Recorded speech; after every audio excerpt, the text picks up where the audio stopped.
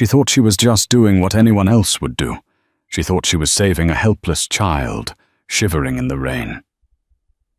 But when Sophie Miller knelt down on that dirty Chicago pavement to wipe the blood from a stranger's face, she wasn't just offering a helping hand. She was signing a contract in invisible ink. She had no idea that the shivering boy was the only heir to the Moretti crime syndicate, and the man coming to look for him wasn't the police. He was the devil himself. Sophie was about to learn that in this city no good deed goes unpunished, and some debts are paid in blood and obsession. The neon sign of Sal's 24-hour diner flickered with a dying buzz, casting a sickly yellow light onto the wet pavement of Fifth Avenue. It was 3:15 a.m. Sophie Miller untied her grease-stained apron, her fingers stiff from 8 hours of carrying heavy trays and scrubbing tables. She winced as she stretched her back. At 23, she felt like she was 50. The smell of stale coffee and burnt bacon clung to her hair, a scent she couldn't wash out, no matter how hard she scrubbed. "Don't forget to lock the back, Sophie," Sal shouted from his office, his voice gruff. He was a decent boss, but he didn't pay for overtime, and he certainly didn't pay for cabs. "I got it, Sal. Good night," Sophie called back, pushing open the heavy metal door into the alleyway. The Chicago wind hit her like a physical slap. It was late October, and the air had teeth. Sophie pulled her threadbare coat tighter around her frame. It was 3 sizes too big a thrift store find that swallowed her whole, but it was the only thing standing between her and the biting cold. She began her walk home. It was a 20-minute trek to her studio apartment in the crumbling tenements of the Lower West Side. It wasn't safe, especially not at this hour, but when your bank account balance sat at $14.50, safety was a luxury you couldn't afford. She kept her head down, walking quickly past the boarded-up storefronts and overflowing dumpsters. Her mind was a loop of anxieties. Rent is due in 3 days. Mom needs her insulin refill on Friday. The electric bill is past due. She turned the corner onto Wacker Drive, intending to cut through a narrow service lane to save time. That's when she heard it. A whimper. It was faint, barely audible over the sound of the wind and the distant rumble of the L train. Sophie froze her hand, instinctively clutching the pepper spray on her keychain. She scanned the darkness. "Hello," she whispered, her voice trembling. Nothing. She took a step forward, squinting into the shadows behind a stack of rotting wooden pallets. There, curled into a tight ball against the brick wall, was a shape. It looked like a pile of discarded laundry until it moved. Sophie's heart hammered against her ribs. Logic screamed at her to run. This was how horror movies started. This was how girls on the news ended up missing. But then the shape coughed a wet, rattling sound that broke her heart. She stepped closer. "Hey, are you okay?" The figure lifted its head. The light from a distant street lamp sliced through the alley, illuminating a face that made Sophie gasp. It was a boy. He couldn't have been more than 9 or 10 years old. He was wearing a suit, a tuxedo actually, but it was torn and muddy.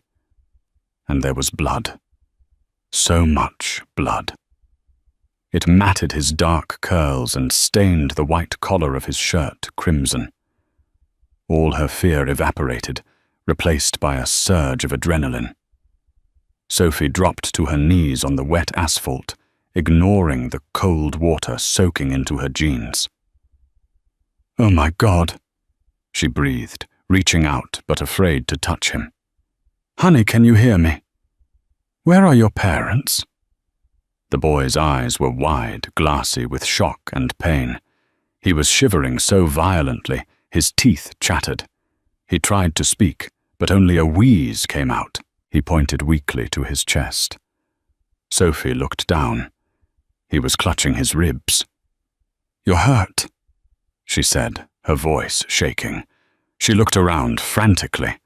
The street was deserted. She fumbled for her phone, intending to call 911, but the boy's hand shot out and gripped her wrist with surprising strength. He shook his head frantically. His eyes were terrified. No police. "You need a doctor," Sophie insisted.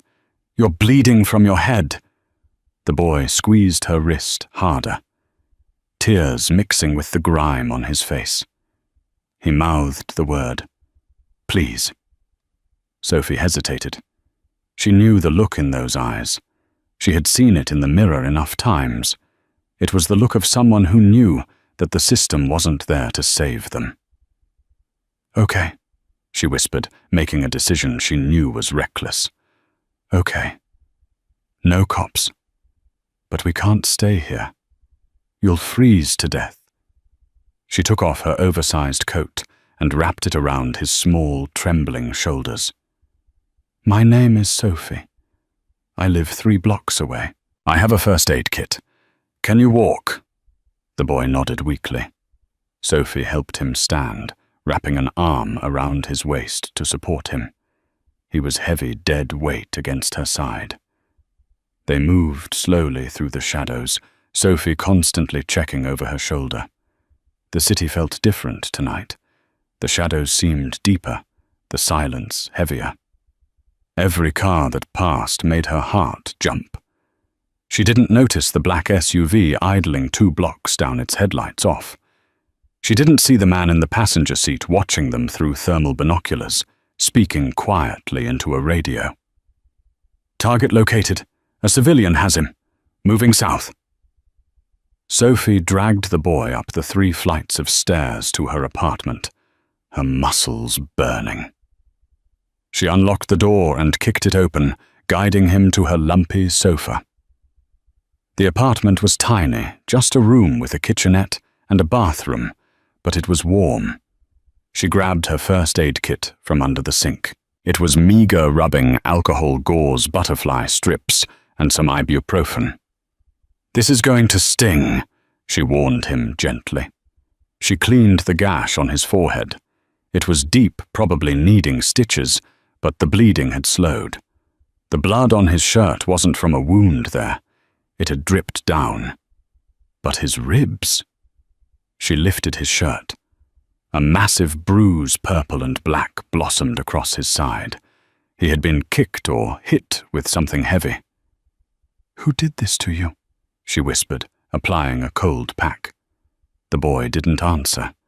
He just watched her with intense, intelligent, dark eyes. He looked like a fallen prince out of place among her peeling wallpaper and second-hand furniture. "Are you hungry?" she asked, trying to normalize the situation. I have grilled cheese ingredients." He nodded. Sophie went to the kitchenette. As the butter sizzled in the pan, she looked back at him. He had pulled her coat tighter around himself and was staring at the door, his body tense, waiting. She didn't know it then, but Sophie Miller had just intervened in a war. The boy sitting on her couch was Leo Moretti, the son of Dominic Moretti, the capo of the Chicago outfit. And by bringing him into her home, she hadn't just saved a life. She had painted a target on her own back. The sun hadn't even risen when the world fell apart. Sophie had fallen asleep in the armchair, keeping a vigil over the boy Leo. He had finally drifted off around 4:30 a.m., clutching a pillow like a lifeline.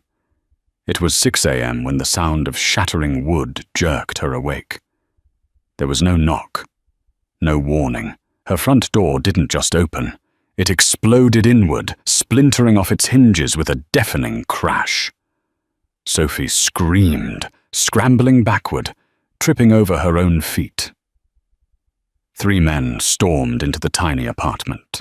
They moved with military precision, dressed in tactical black gear guns, drawn and raised. They filled the small space, instantly sucking the air out of the room. Clear left, clear right. Target acquired. Sophie put her hands up, her heart hammering so hard she thought she might vomit. Don't shoot. Please don't shoot. He's just a kid. The men ignored her. Two of them flanked the sofa where Leo was waking up groggy and terrified. They didn't touch him, they just formed a human shield around him, weapons pointed at the windows and the door. Then the silence fell. It was heavier than the noise. A fourth man walked in through the broken doorway. If the first three men were soldiers, this man was the general. He was tall, well over 6 feet, wearing a charcoal grey suit that probably cost more than Sophie would earn in 10 years. He didn't have a gun drawn. He didn't need one. He radiated a terrifying, controlled violence. His hair was dark, swept back, and his eyes were the color of cold steel. He stepped over the debris of her door, his polished shoes crunching on the wood splinters. He surveyed the room with a look of utter disdain. The peeling paint, the cheap rug, and finally, Sophie huddled in the corner in her pajamas. He looked at the boy. Leonardo. His voice was deep calm and terrifyingly authoritative. The boy Leo sat up. Papa! The man Dominic Moretti didn't rush to hug his son. He walked over slowly, inspecting the bandage on the boy's head and the bruise on his ribs. His jaw tightened, a muscle feathering in his cheek. That was the only sign of emotion he showed. He turned to Sophie. The temperature in the room seemed to drop 10 degrees. He walked toward her.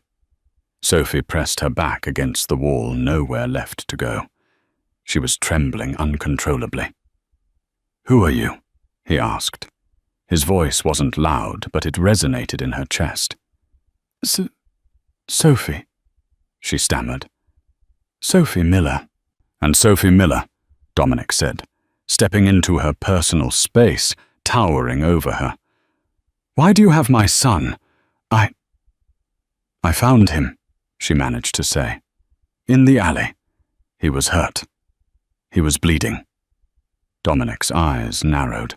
He signaled to one of his men. Check the room. Find the ransom note. Find the wire. There's no note, Sophie cried out, finding a spark of courage through her fear. I didn't kidnap him, I helped him. He was freezing to death on Wacker Drive. Dominic stared at her, analyzing her every micro-expression. He reached out his hand, gloved in black leather, and tilted her chin up. Sophie held her breath. He was terrifyingly handsome, in the way a storm or a predator is beautiful. You expect me to believe, Dominic said softly, that a waitress living in... He glanced around the room. This squalor found the most valuable leverage in Chicago and just decided to give him a grilled cheese sandwich. He gestured to the empty plate on the table.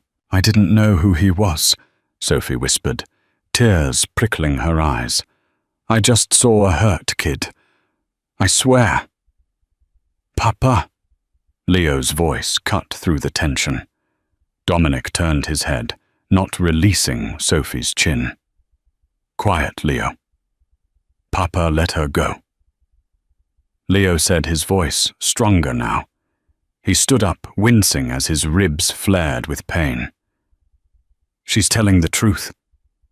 The men, the ones who took me, they dumped me when the cops drove by. I ran. I hid. She found me. Leo walked over and stood between his father and Sophie. He placed a small hand on Dominic's arm. She carried me, Papa. She gave me her coat. Dominic looked down at his son, then back at the oversized, cheap coat draped over the sofa. He looked back at Sophie. He released her chin, stepping back slowly. He took off his leather gloves, one by one, revealing scarred knuckles. He studied Sophie again. This time, he wasn't looking at a threat. He was looking at an anomaly. "You have no idea who I am, do you, Miss Miller?" he asked. "No." Sophie lied. She had a guess now. She had seen the news. She knew the name Moretti. Everyone in Chicago knew the name Moretti. They were the reason you didn't look at certain cars too long. "Good," Dominic said. He reached into his suit jacket. Sophie flinched, expecting a gun. Instead, he pulled out a thick envelope. He tossed it onto her kitchen table. It landed with a heavy thud. $50,000, Dominic said coldly. "For your trouble, and for your slunts." Sophie stared at the envelope. It was more money than she had ever seen. It could pay off her mom's medical bills. It could move her out of this dump. "And the door," Dominic added, glancing at the wreckage. "My men will have it fixed within the hour." He turned to leave his hand resting on Leo's shoulder. The soldiers lowered their weapons, preparing to move out. Sophie looked at the money, then at the man. Something inside her snapped. Maybe it was the exhaustion. Maybe it was the sheer indignity of having her home invaded and being treated like a criminal for saving a life. "I don't want your money," she said. The room went silent again. The soldiers stopped. Dominic Moretti stopped. He turned around slowly. "Excuse me." Sophie grabbed the envelope and held it out to him, her hand shaking but her chin high. "I didn't help him for money. I helped him because he was a child who was bleeding. Take your money and get out of my apartment." Dominic stared at her. For the first time, a flicker of genuine surprise crossed his face. He looked at the money in her hand, then at her defiant blue eyes. He laughed a dark, dry sound that lacked any humor. "You're a fool, Sophie Miller," he said, "or you're incredibly brave." He didn't take the envelope. "Keep it," he commanded. "Consider it a down payment." "A down payment on what?" she asked, confused. Dominic walked back to her, leaning in close so his whisper brushed against her ear. She smelled expensive cologne gun oil and rain. "Because the people who tried to take my son are going to come looking for the loose ends," he whispered. "And you, Sophie, are a loose end. You saved a Moretti. That makes you my problem now." He pulled back, his eyes locking onto hers. "Pack a bag, Miss Miller. You're coming with us." "What?" "No." Sophie backed away. "I'm not going anywhere with you." Dominic buttoned his jacket. "It wasn't a request. The Rossi family knows you found him. If I leave you here, you'll be dead by sunset." He gestured to his men. "Escort her, gently." As two of the soldiers moved toward her, Sophie looked at Dominic in horror. She realized the money wasn't a reward. It was severance pay for her old life. "Welcome to the family," Dominic said, turning his back on her as he walked out into the hallway. Sophie watched him go, realized her life as a waitress was over. She was now a pawn in a game she didn't understand, held captive by a man whose eyes promised both protection and ruin. The walk from her apartment building to the waiting convoy of black SUVs felt like a funeral procession for Sophie's old life. Her neighbors, Mrs. Higgins with her curlers, and Old Man Miller, no relation who sat on the stoop all day, were peering out from behind cracked blinds and half-open doors. They didn't wave. They didn't ask if she was okay. In this neighborhood, when men in suits with earpieces showed up, you didn't ask questions. You just prayed you weren't next. The morning air was damp and gray, the Chicago sky looking like a bruised peach. "Get in," Dominic said. It wasn't a suggestion. He held the door of the lead vehicle open, an armored Maybach, that looked more like a tank disguised as a luxury sedan. Sophie hesitated on the curb. She had her backpack slung over one shoulder containing a change of clothes, her toothbrush, a photo of her mother, and her phone. That was it. That was the sum total of her existence. "If I get in that car," Sophie said, her voice barely a whisper, "I can't come back, can I?" Dominic looked at her. For a second, the mask of the ruthless capo slipped, revealing a tired man underneath. "If you stay here, Sophie the Rossi hit squad will be scrubbing your blood off the pavement by noon to get to me. Getting in is the only way you survive." She looked at the crumbling brick of her building, then at Leo, who was already in the back seat, his pale face pressed against the tinted glass, watching her. He looked terrified that she might leave him. Sophie exhaled a shaky breath and climbed in. The interior smelled of rich mahogany, crushed leather, and something sharp, gunpowder and mint. The door thudded shut with a heavy pressurized seal that cut off the noise of the city instantly. The silence was deafening. Dominic slid in beside her. The space was massive, yet with him sitting there, it felt suffocatingly intimate. He radiated heat and a sense of leashed power. He tapped the partition glass. "Drive! Take the Lake Shore route. Watch for tails." As the car pulled away, merging smoothly into the chaotic morning traffic, Sophie pressed herself against the door, putting as much distance between her and Dominic as possible. Leo, sitting on the opposite rear-facing seat, reached out his small hand. Sophie took it instinctively. His grip was tight, his fingers cold. "Are you okay?" she asked him softly. Leo nodded, but his eyes were heavy. The adrenaline of the night was wearing off, replaced by the crash of trauma. Within minutes, his head lulled, and he slumped sideways, falling into a fitful sleep.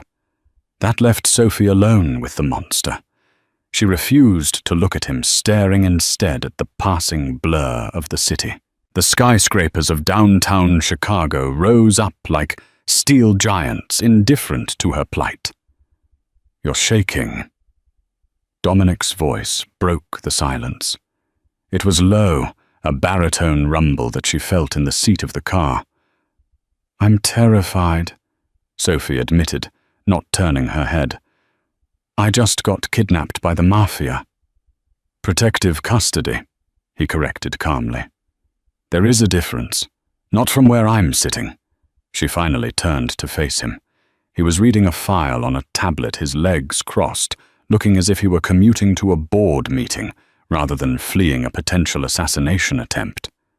"Who are you really? People don't just have armies." Dominic set the tablet down. He turned his steel-grey eyes on her, and Sophie felt like a butterfly pinned to a board. He analyzed her, dissecting her fear, her anger, and her curiosity. "I am a businessman, Sophie. I deal in logistics construction and conflict resolution," he said, the euphemism dripping with irony. "My family has run this city for 60 years.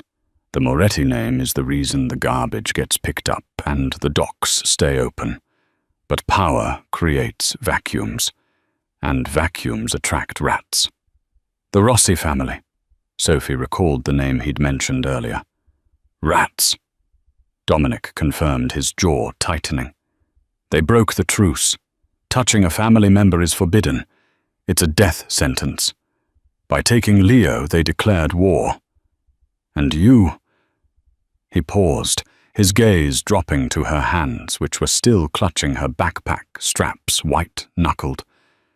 "You are the civilian who walked into the middle of a firing squad." "I just wanted to help," she whispered. "I know," Dominic said. His voice softened just a fraction. "And that is the most dangerous thing you could have done. Innocence is a liability in my world, Sophie. It gets people killed. He reached into a compartment and pulled out a bottle of water, handing it to her. The cap was already twisted loose. It was a small gesture, but a thoughtful one. Drink. You look like you're going to faint. Sophie took the water. Her throat was parched. Where are we going? The Citadel, Dominic said, turning back to his tablet. My home. It's the only place in Illinois where I can guarantee Leo sees his next birthday. The drive took 40 minutes. They moved from the claustrophobic city streets to the winding, tree-lined roads of the wealthy northern suburbs. The houses grew further apart, hidden behind high stone walls and iron gates. Finally, the car slowed. Sophie looked out the window and gasped. Home was an understatement. It was a fortress. Massive wrought iron gates, easily 20 feet tall, swung open automatically as the convoy approached. Security cameras swiveled to track them. Men with assault rifles patrolled the perimeter of the stone wall that seemed to stretch for miles. The driveway was a winding ribbon of asphalt leading up to a sprawling mansion that looked like it had been transported from the Italian countryside. It was beautiful, breathtakingly so, with ivy climbing the stone facade and fountains playing in the courtyard. But Sophie noticed the details. The windows were too thick bulletproof glass. The gardeners were too alert security in disguise. The car stopped in front of the massive double doors. "Welcome to hell," Dominic murmured, though whether he meant it for her or himself. Sophie couldn't tell. He got out, buttons his suit jacket, and instantly the mask was back in place. He was the Don again. He walked around to open the door for Leo, picking the sleeping boy up in his arms with surprising tenderness. Sophie stepped out onto the gravel driveway. The air here was cleaner, smelling of pine and damp earth. It was quiet. Too quiet. "Follow me," Dominic commanded, not looking back. "And don't wander off. The dogs aren't trained to be friendly to strangers." Sophie swallowed hard and followed him up the grand steps, walking into the lion's den. The interior of the Moretti estate was a study in cold perfection. Sophie stood in the grand foyer, feeling painfully small. The floors were black marble, polished to a mirror shine that reflected the crystal chandelier hanging 2 stories above. A double staircase swept upward, framing a massive oil painting of a stormy sea. It was silent. Not the peaceful silence of a library, but the heavy, oppressive silence of a mausoleum. There were no family photos, no coats thrown over a banister, no toys. It was a house that had been scrubbed clean of life. Dominic was already halfway up the stairs carrying Leo. He paused and looked down at her. "Mrs. Gable," he barked. A door under the stairs opened, and a severe-looking woman in a grey uniform stepped out. She had hair pulled back so tight it pulled at her eyes, and an expression that suggested smiling caused her physical pain. "Yes, sir." "Take Miss Miller to the East Wing guest suite. The blue room," Dominic ordered. "Get her fresh clothes. Burn what she's wearing." "Burn," Sophie protested, looking down at her jeans. "These are my only jeans." "They are covered in alley filth and my son's blood," Dominic said dismissively. "You will be provided with suitable attire. Dinner is at 7. Do not be late." He turned and disappeared into the shadows of the upper hallway with Leo. Sophie was left standing with Mrs. Gable, who looked her up and down with undisguised disapproval. "Follow me, Mrs. Gable said crisply. Sophie was led up the stairs down a long corridor lined with antique vases that probably cost more than her entire education, and into a room at the far end of the hall. Mrs. Gable opened the door, and Sophie stepped inside. If the rest of the house was cold, This room was overwhelming. It was massive, dominated by a 4-poster bed draped in blue velvet. French doors opened onto a balcony overlooking the grounds. There was a fireplace, a sitting area, and an ensuite bathroom that was larger than her entire apartment. "I will bring you something to wear," Mrs. Gable said, and then with a definitive click she closed the door. Sophie heard the lock turn. She rushed to the door, twisting the handle. Locked. "Hey!" she shouted, pounding on the wood. "You can't lock me in here. Mr. Moretti's orders." Mrs. Gable's voice came muffled through the wood. "For your safety, miss. The house is in lockdown." Sophie slumped against the door, sliding down until she hit the floor. She pulled her knees to her chest. She wasn't a guest. She was a prisoner. A prisoner in a golden cage.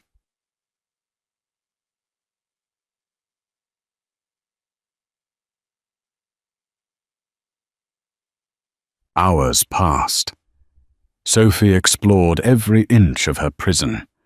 She showered in the marble bathroom, scrubbing the city grime off her skin until she was pink.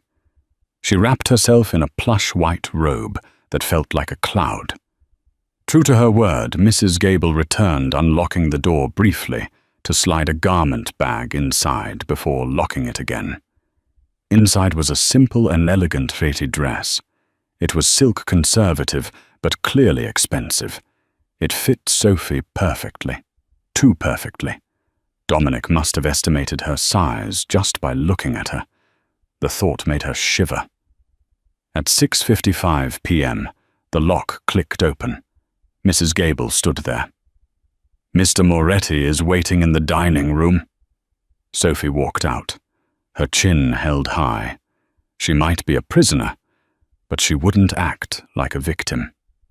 They walked through the silent house to a dining room that could seat 30 people. At the far end of a long mahogany table sat Dominic. He had changed into a fresh black shirt.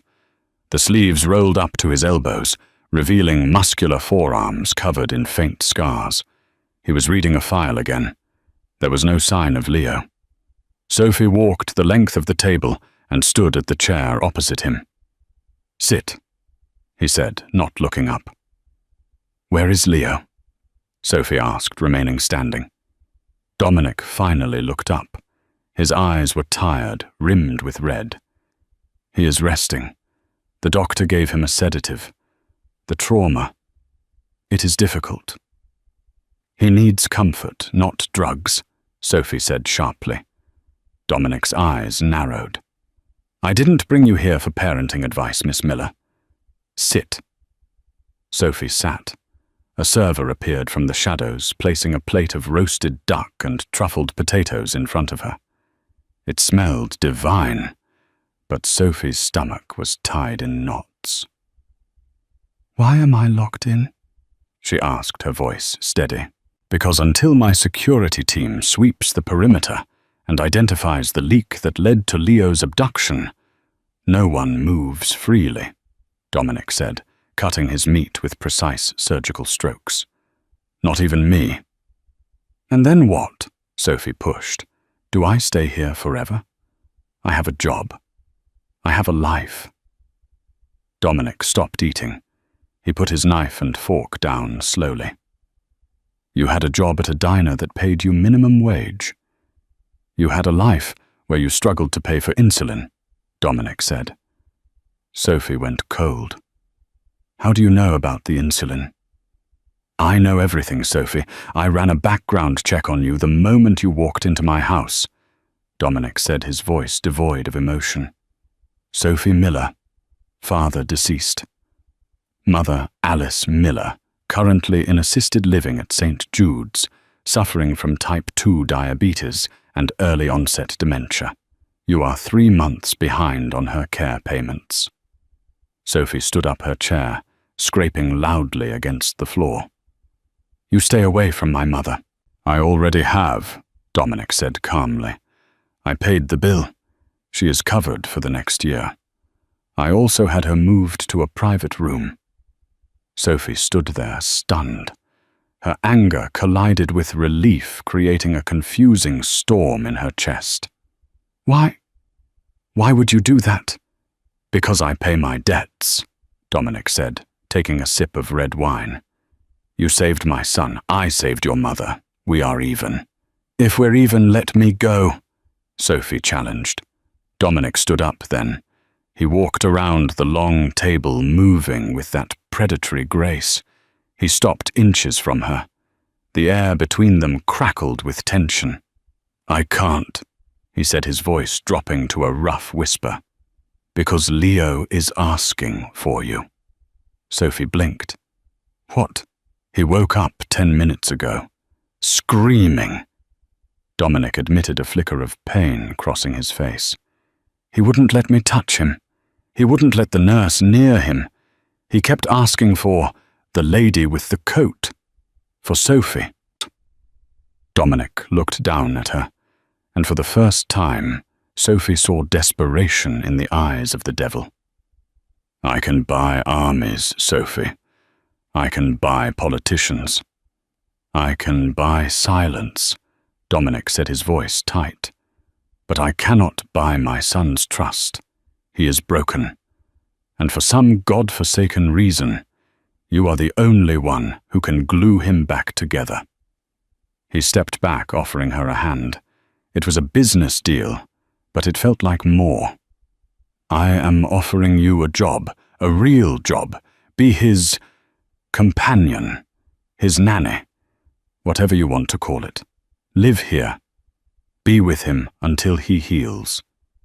And if I say no, Sophie asked, then you walk out that door, Dominic said.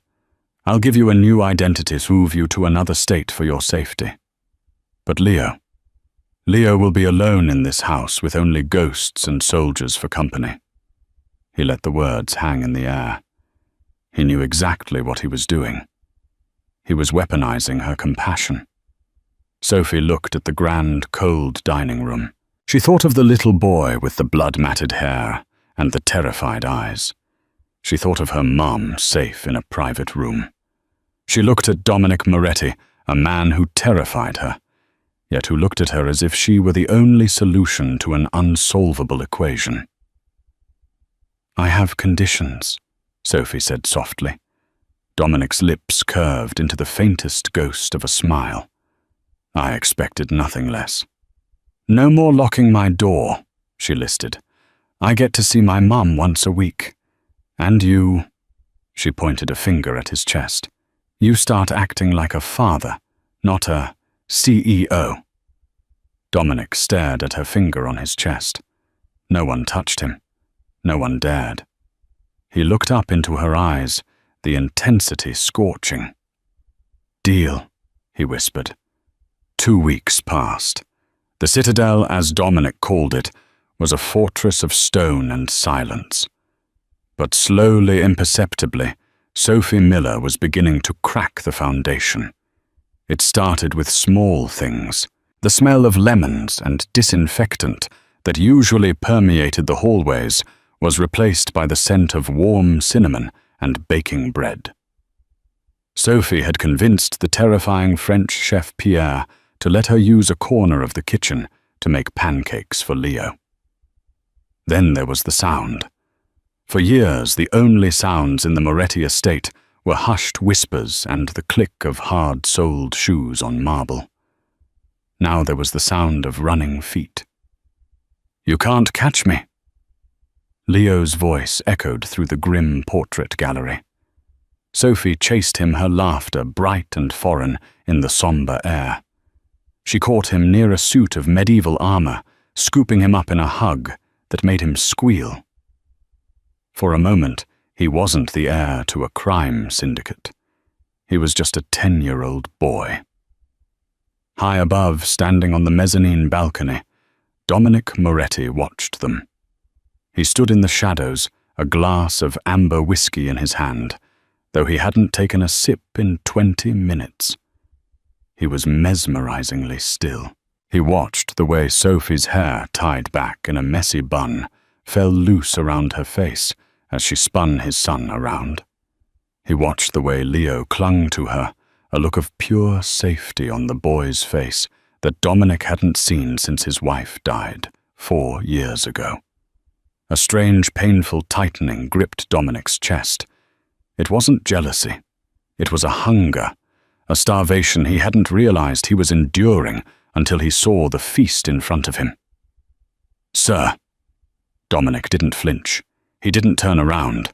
He knew the footsteps of every man on his payroll. This was Bruno, his second in command, a bull of a man with no neck and a loyalty that had been bought with blood. "Report," Dominic said, his eyes still fixed on Sophie downstairs. "We found the safe house used by the kidnappers," Bruno said, his voice low. "It was empty. But we found something else. Phone records." Dominic finally turned. His face was a mask of cold fury. "And the call that tipped them off about Leo's route from school," Bruno hesitated. "It came from inside the organization, boss. A burner phone, but the signal pinged off the tower nearest to this estate." Dominic's glass shattered in his hand. Shards of crystal fell to the floor, mixing with the whiskey and the blood dripping from his palm. He didn't even blink. "A traitor," Dominic whispered. "Here. We're scrubbing the personnel files," Bruno said, eyeing Dominic's bleeding hand nervously. "But until we find the rat, no one is safe. Especially not the girl." Dominic looked back down at the hall. Sophie was wiping something off Leo's cheek, smiling tenderly. "Keep a detail on her," Dominic ordered. "Shadows only. If she notices, you're fired. If she gets hurt, you're dead."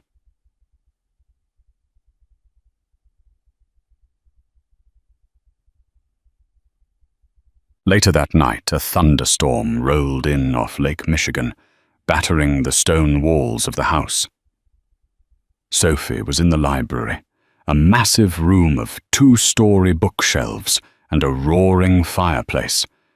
She was curled up in a leather armchair, reading Treasure Island aloud. Leo was asleep on the rug at her feet, his head resting on a giant pillow, a fortress of blankets around him. She stopped reading as she heard the heavy oak doors creak open. Dominic walked in. He looked exhausted. His tie was undone, hanging loosely around his neck, and his shirt was unbuttoned at the top. He looked less like a king and more like a man carrying the weight of the world. He stopped when he saw them. The firelight danced across his sharp features, softening the harsh angles of his face. "He's asleep," Sophie whispered, closing the book. "He never sleeps during storms," Dominic said quietly, walking over to the liquor cabinet. "He used to be terrified of the thunder." "He feels safe now," Sophie said. Dominic poured himself a drink, his movements stiff. Sophie noticed the bandage wrapped around his right hand. "You're hurt," she said, standing up. Dominic looked at his hand. "Occupational hazard." Sophie walked over to him. In the 2 weeks she had been here, she had learned that Dominic Moretti was a man of few words, but his silence spoke volumes. She reached out her fingers, hovering over his bandaged hand. "Let me change the dressing. The blood is seeping through." Dominic stiffened. "It's fine, Sophie." "Sit down, Dominic," she said, her voice firm but gentle. It was the first time she had used his first name without the Mr. attached. To his own surprise, Dominic obeyed. He sat on the edge of the heavy mahogany desk. Sophie found the first aid kit she kept one nearby, now a habit from her life on the streets, and began to unwind the gauze. The cut was deep, slicing across his palm. But it was the other scars that caught her attention. His hands were a map of violence. Knife-point scars, burn marks, the calluses of a man who fought for a living. She cleaned the wound with delicate precision. Dominic watched her face. She was biting her lower lip in concentration. She smelled of vanilla and rain. She was so close he could see the gold flecks in her blue eyes. "Why do you stay?" he asked suddenly. His voice was rough low. Sophie paused, holding his hand in hers. "We made a deal." "You could have run," Dominic said, "the night I brought you here, or any day since. The gate codes change, but you're smart. You could figure them out." "Leo needs me," she said simply. "And that's it?" Dominic challenged, leaning in closer. The air between them grew thick, charged with a magnetic tension that made Sophie's breath hitch. Just Leo. Sophie looked up at him. Her heart hammered against her ribs. She saw the darkness in him, the danger that rolled off him in waves. But she also saw the man who had paid for her mother's care without being asked. She saw the father who stood on a balcony watching his son play, because he was too afraid his own touch would taint him. "I don't run from people who need help," Sophie whispered, "even if they're scary." Dominic's eyes dropped to her lips. For a second, just a heartbeat, Sophie thought he was going to kiss her. She found herself leaning in, drawn to the fire. He raised his uninjured hand, his thumb grazing her cheekbone. His skin was rough warm. "You should run, Sophie," he murmured, his voice laced with regret. "Because if you stay, I will ruin you. Darkness doesn't tolerate the light. It consumes it." "Maybe the light brightens the darkness," she countered breathlessly. Dominic's hand lingered on her face, his thumb tracing the line of her jaw. The distance between them was nothing. Crack! A massive clap of thunder shook the house. Leo stirred on the rug, whimpering. The spell broke. Dominic pulled his hand away, as if he had been burned. He stood up abruptly, putting distance between them, the mask slamming back into place. "Finish wrapping the hand, Miss Miller," he said coldly. "Then go to bed. We have guests tomorrow night." Sophie stood there, her skin still burning where he had touched her, confused and aching. She finished the bandage in silence, but as she left the library, she knew one thing for certain. The danger wasn't just the men with guns outside.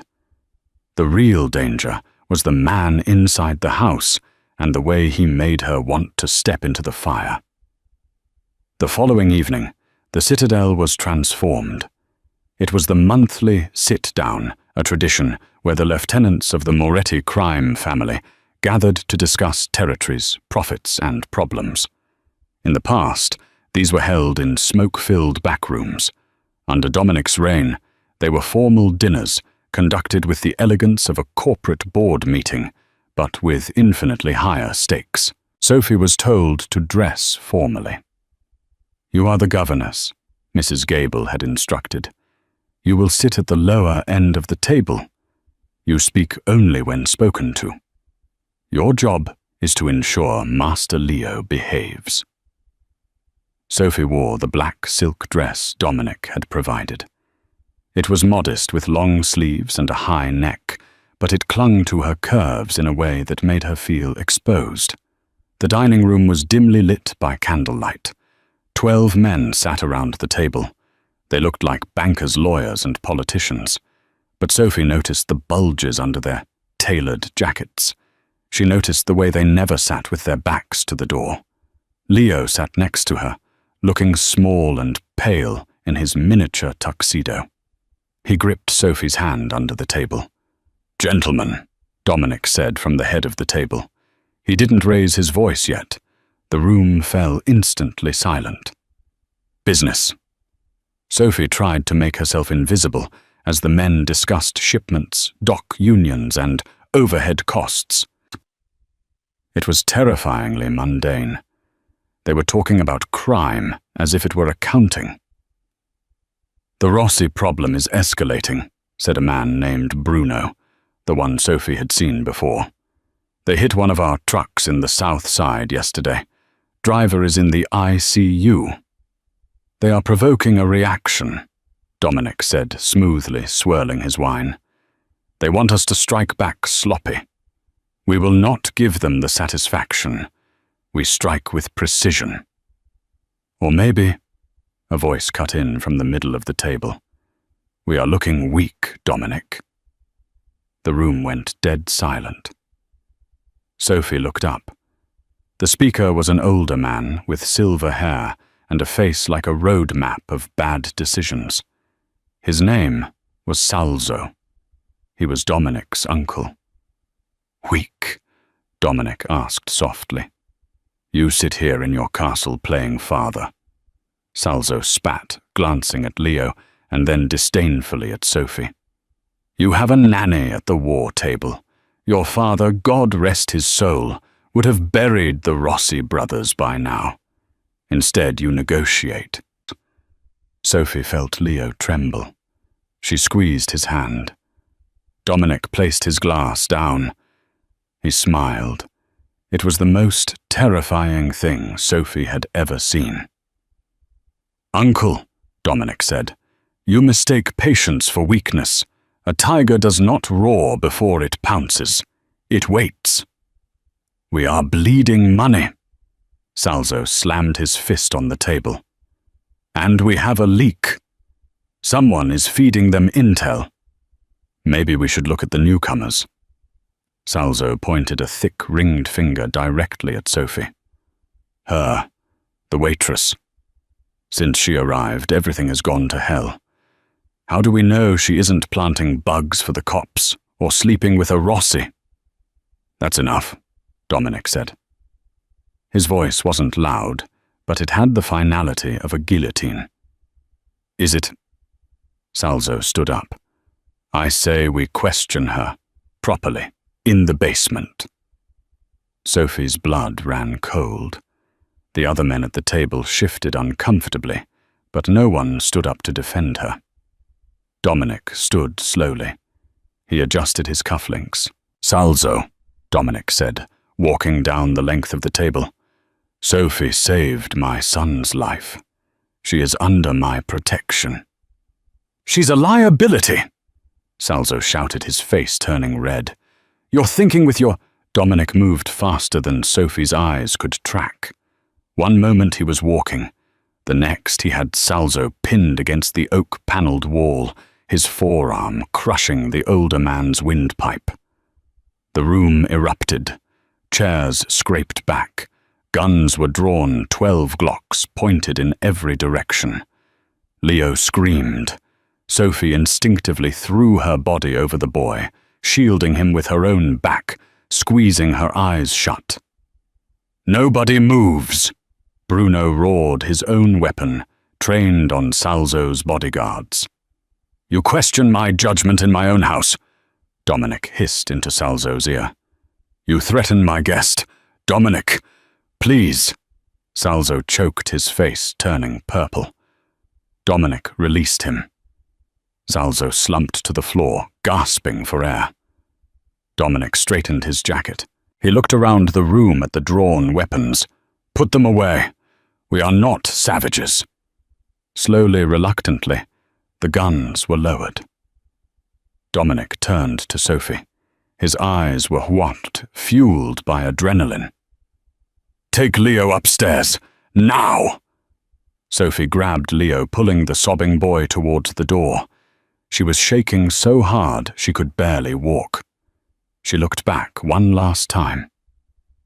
Dominic was standing over his uncle, looking like a god of war. But as his eyes met hers, she saw a flicker of apology. I'm sorry you had to see this. Sophie rushed into the hallway, her heart pounding in her throat. She needed to get Leo to safety. She needed to get out of this insane asylum. She reached the bottom of the grand staircase when the lights went out. Not just the dining room, the entire estate. The chandeliers, the security lights, everything plunged into absolute pitch darkness. Papa! Leo cried out. Shh, Sophie whispered, clutching him tight. "It's okay. It's just a fuse." But she knew it wasn't a fuse.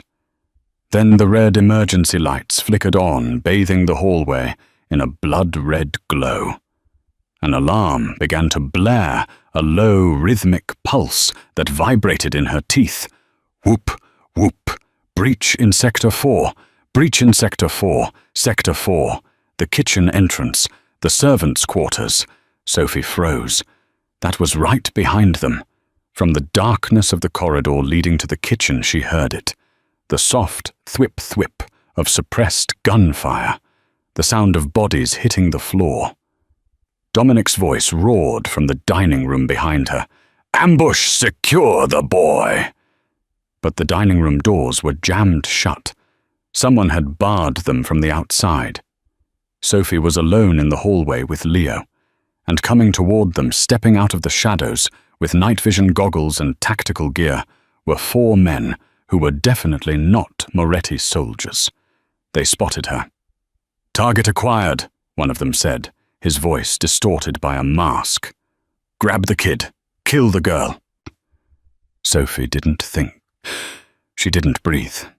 She grabbed a heavy marble bust from a pedestal and threw it with all her might at the first man, then grabbed Leo's hand. "Run!" Sophie didn't run like a victim. She ran like a mother protecting her young. She dragged Leo into the master suite, slamming the heavy oak double doors and throwing the deadbolt just as a heavy boot slammed against the wood from the other side. "Hide!" Sophie commanded, shoving Leo into the walk-in closet. "Under the clothes. Do not come out, no matter what you hear." "Sophie, no," Leo sobbed, grabbing her dress. "Go." She pushed him in and shut the closet door. She scanned the room for a weapon. A lamp. Too light. She grabbed a heavy bronze statue from the bedside table. She stood facing the bedroom door, her breath coming in ragged gasps, her heart a drum of war. Crash! The bedroom doors splintered open. A mercenary, masked and hulking, stepped over the wreckage. He raised his gun, spotting Sophie instantly. He laughed a cruel, muffled sound. "Game over, sweetheart. Where's the boy? Gone." Sophie lied, gripping the bronze statue until her knuckles turned white. "You'll have to go through me." "That can be arranged." He cocked the weapon, aiming for her chest. Sophie squeezed her eyes shut, waiting for the bullet. She didn't pray for herself. She prayed the closet door was thick enough to hide Leo's screams. Bang! The sound was deafening. Sophie flinched, waiting for the pain. But it never came. Instead, she heard a wet thud. She opened her eyes. The mercenary was on the floor, a hole in the center of his forehead. Standing in the doorway, framed by the smoke and the red emergency lights, was Dominic. He was covered in dust, his shirt torn, blood dripping from a cut above his eye. He looked terrifying. He looked magnificent. He stepped over the body, holstering his smoking gun. He didn't check the room. He didn't check the closet. He walked straight to Sophie. "Are you hurt?" he demanded, his voice raw.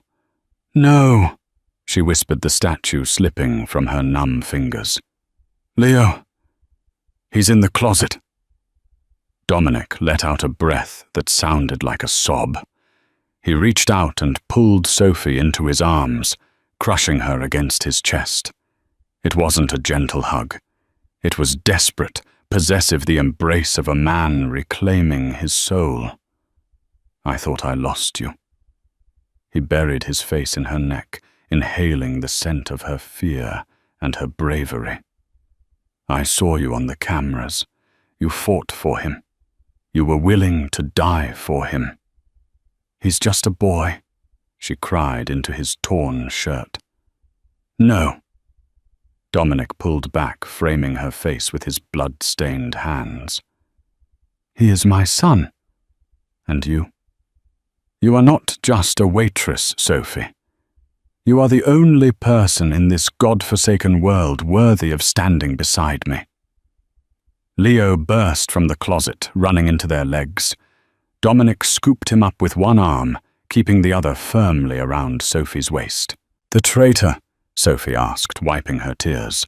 "Salzo," Dominic said, his eyes hardening to cold steel. "He opened the gates. He thought if I died, he would take the throne. He was wrong. The guards have handled him." The adrenaline began to fade, replaced by a deep, bone-weary exhaustion. But for the first time since walking into the alleyway that rainy night, Sophie didn't feel afraid. She looked at Dominic, the monster who had destroyed the world for her, and realized she didn't want to leave. "So," Dominic whispered, resting his forehead against hers, "do you still want to run, Sophie Miller? Or are you ready to rule?" Sophie looked at the man who loved her and the boy who needed her. She smiled, a dangerous, beautiful thing. "I think," she whispered, "I'm done running." Sophie Miller's life as a poor waitress ended that night, but her life as the Queen of Chicago was just beginning. She had saved a fallen boy and tamed the devil himself, proving that sometimes the strongest heart isn't the one that wields the gun, but the one that stands in front of it. In a world of crime and shadows, she became their light and woe to anyone who tried to dim it. And that is the story of how a simple act of kindness in a dark alley changed the fate of an entire crime empire. It makes you wonder, if you found a fallen boy in the rain, would you have stopped, or would you have kept walking? If you enjoyed this story of danger, romance, and twists, please smash that like button. It really helps the channel grow. And don't forget to subscribe and hit the bell icon so you never miss the next episode. I want to know your thoughts. Do you think Sophie was crazy for staying, or was she brave? Let me know in the comments below. Thanks for watching, and I'll see you in the next story.